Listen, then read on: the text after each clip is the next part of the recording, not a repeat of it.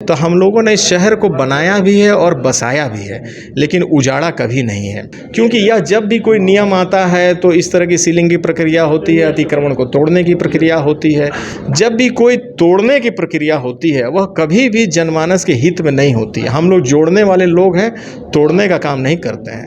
Private part लोग भी जो घर बना लेते हैं और उसमें क्या है कि बिल्डर के नामी पे बदनामी होता है कि आखिर इस तरह का बार बार क्यों हो रहा है। ये आम पब्लिक जो है 2 तल्ला पास करा करके 7 तल्ला 8 तल्ला बना रहे हैं, इस तरह का काम बिल्डर नहीं करता है। ये आम पब्लिक कर रहे हैं और बदनाम बिल्डर हो रहे हैं। तो हर समस्या के लिए एक नियम किसी भी कालखंड में किसी भी सरकार के द्वारा सर्वमान्य नहीं हो सकता है। माननीय उच्च न्यायालय का जो आदेश आया है वह आदेश को ध्यान में रखते हुए हम लोग भी अपना पक्ष इंटरवेनर के रूप में माननीय उच्च न्यायालय में रखने का काम करेंगे। बिल्डर्स एसोसिएशन की बैठक हुई।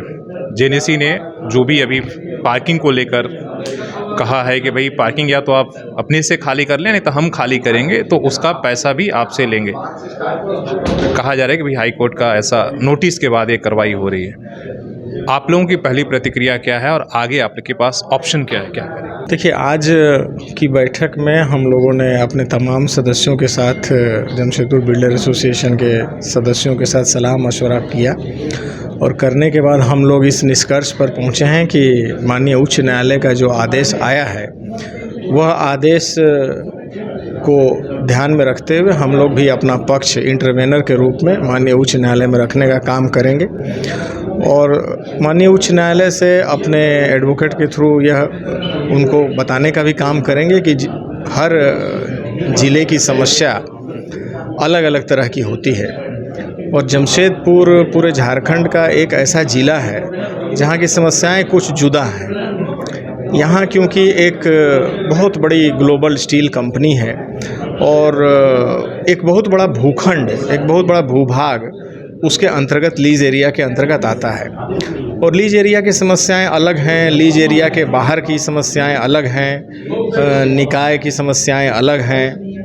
तो हर समस्या के लिए एक नियम किसी भी कालखंड में किसी भी सरकार के द्वारा सर्वमान्य नहीं हो सकता है। जनहित में अगर दीर्घकालिक नीति का निर्माण करना है तो ऐसे सभी स्टेक होल्डर्स को साथ में ले करके एक ऐसी नियमों का निर्माण हम लोगों को करना होगा जो जमशेदपुर के परिप्रेक्ष्य को अगर हम ध्यान में रखते हैं तो अगले 50 वर्षों तक हम इस शहर को हरा भरा और अच्छा एक वातावरण दे पाएँ, चाहे वह यातायात के रूप में हो, चाहे वो जनसंख्या के दबाव के रूप में हो। क्योंकि देखिए, दूसरे शहरों में आज जिस तरह की जनसंख्या बढ़ रही है उसी तरह की आबादी का जो दबाव है हमारे शहर में भी बढ़ रहा है। आज से 25 साल पहले, 30 साल पहले जो नियम बनाए गए थे, जो जनसंख्या थी, वह आज नहीं है और आने वाले अगले 30 वर्षों में वह इससे भी जुदा रहेगी। तो जो नियम बनने चाहिए या जो नियमों में जो संशोधन होना चाहिए, मैं समझता हूं कि उन संशोधनों की सख्त आवश्यकता है।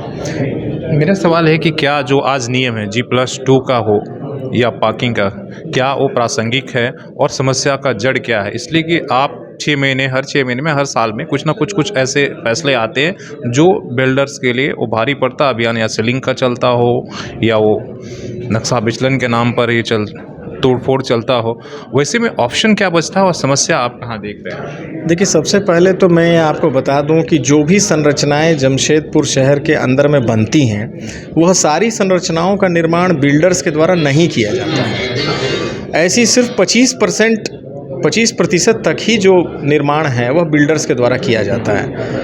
कई भूखंड भूभाग के मालिकों के द्वारा स्वयं निर्मित हैं और यह समस्या उनके लिए भी है। कई ऐसे भूभाग हैं, कई ऐसे भूखंड हैं जहां लोगों ने अपने रहने के लिए G+2 या G+3 का निर्माण किया है, वहां भी इस तरह की समस्याएं हैं। अब जब कहीं भी इस तरह की बात आती है तो वह ऐसा देखा गया है प्रायः कि वह बिल्डर्स के ऊपर ही आ जाती है। तो चूंकि बिल्डर्स सरकार के एक अंग हैं और हम लोग, आप जानते हैं कि इंफ्रास्ट्रक्चर से जुड़े हुए लोग हैं, इस शहर को बनाने में और इस शहर को बढ़ाने में और आने वाले दिनों में इस शहर को संजोने में भी जितना योगदान बिल्डर्स ने किया है, मैं समझता हूँ उतना योगदान किसी भी एक कम्युनिटी के लोगों ने नहीं किया है। क्योंकि आप याद कीजिए 1907 और याद कीजिए 2023 का, 100 वर्षों से भी ज़्यादा इस शहर को हो गया। कई ऐसे लोग थे उस समय भी जिनको कई दूसरे राज्यों से इस कंपनी के द्वारा बुलाया गया, बसाया गया, उनको काम दिया गया। प्लांट के अंदर भी वो निर्माण का काम करते थे, प्लांट के बाहर भी वो निर्माण का काम करते थे, प्लांट के अंदर वो कंपनी को बनाने का काम करते थे, प्लांट के बाहर वो लोगों को बसाने का काम करते थे। तो हम लोगों ने इस शहर को बनाया भी है और बसाया भी है, लेकिन उजाड़ा कभी नहीं है।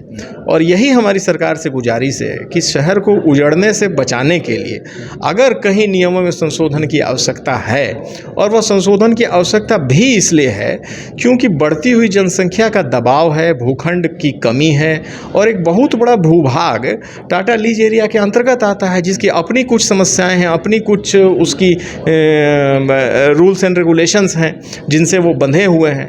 और अगर इनमें कहीं कुछ संशोधन की आवश्यकता है तो हम अपना सुझाव देने के लिए भी सरकार को तैयार हैं कि इस तरह की कोई अच्छी व्यवस्था बने और जिसमें सब लोगों को उसका जनहित में एक उचित लाभ मिले।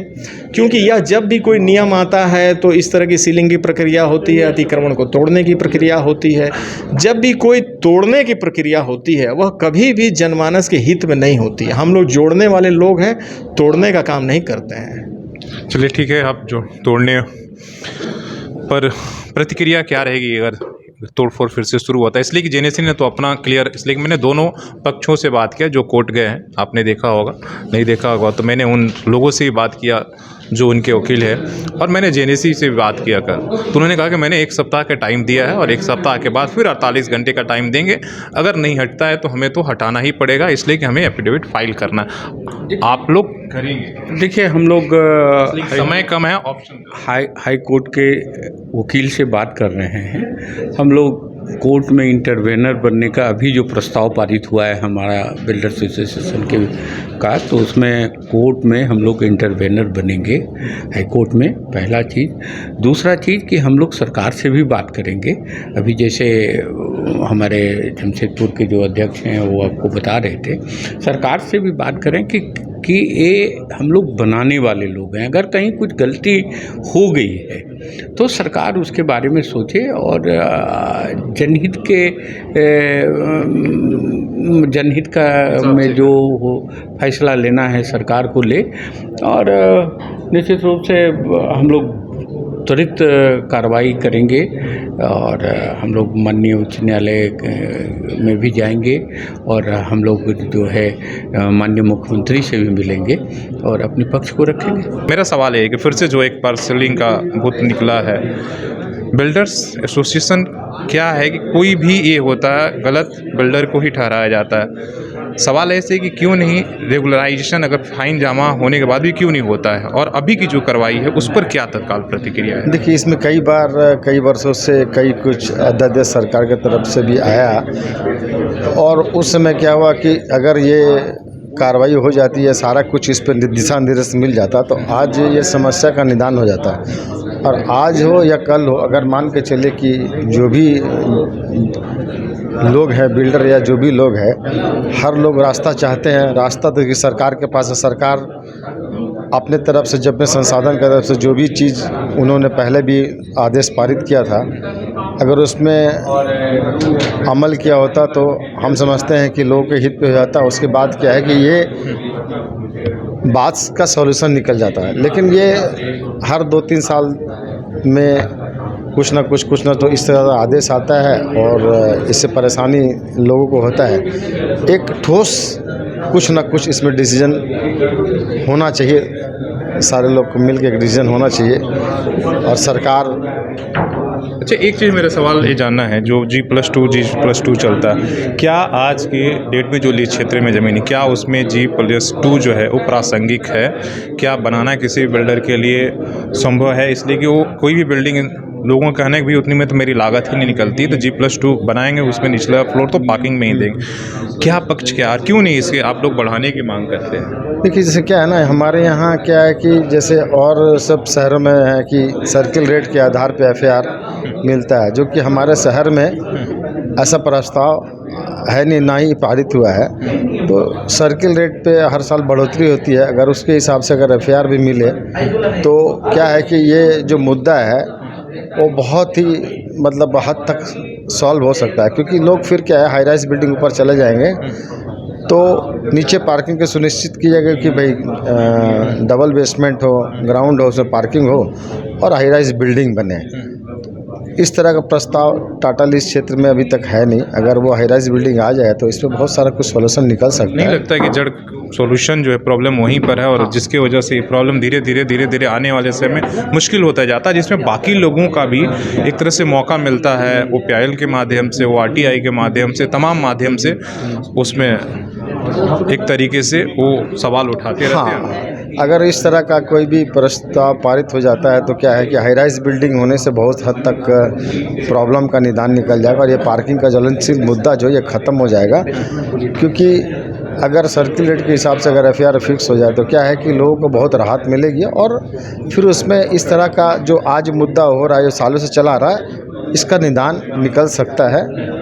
तो इस पे तो इस दिशा में आप लोग क्या जब बात करेंगे सरकार से या ऐसे उस दिशा में भी इस दिशा में भी बात आज की परिस्थिति के हिसाब से चीज़ों को ही किया जाए।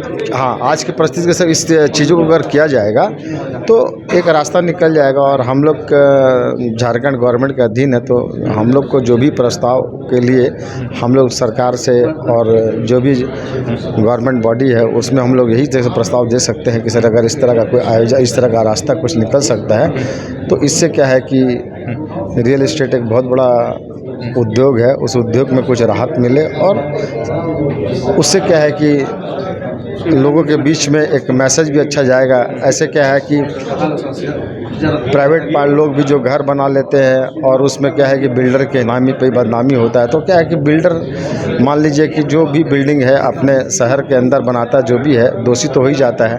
सरकार इस पे अगर कोई रास्ता निकाले और अच्छा ये है कि इसका एक बार सॉल्यूशन निकले और एक मापदंड तय हो, जिससे ना समाज में सरकार की और ना हमारे बीच में कोई ऐसा बीच में कोई भी आदेश आता है, वो सब प्रस्तावित मुद्दा है उसी के मुताबिक बने।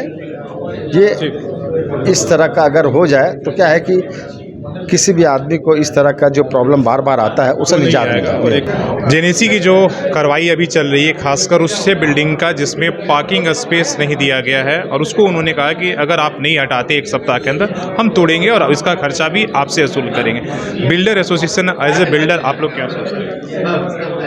हम लोग 98 से बिल्डर हैं और सारा उतार चढ़ाव देखे हैं और ये 2011 से इस तरह का सेलिंग होना और इस तरह का चलता आ रहा है और हम लोग इसके लिए काफ़ी सरकार से और नगर विकास मंत्री से, मुख्यमंत्री से मिले और इस पर बहुत बार हम लोगों ने चर्चा करने के बाद एक निर्णय भी हुआ था उस समय कि पार्किंग और डिविएशन को जो है ख़त्म किया जाए। उसमें हम लोग पैसा भी जमा किए थे सभी लोग और कुछ बिल्डिंग रेगुलाइज हुआ भी।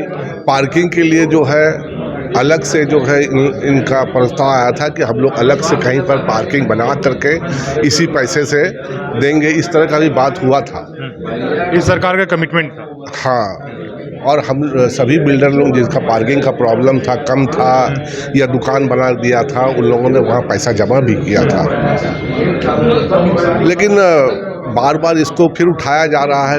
हम लोग इसके लिए जो है अभी माननीय हाईकोर्ट जो उच्च न्यायालय का जो आया है उसमें हम लोग विचार किए हैं कि हम लोग भी इस पर इंटरवेनर बने और हम लोग भी अपना पक्ष रखें कि आखिर इस तरह का बार बार क्यों हो रहा है।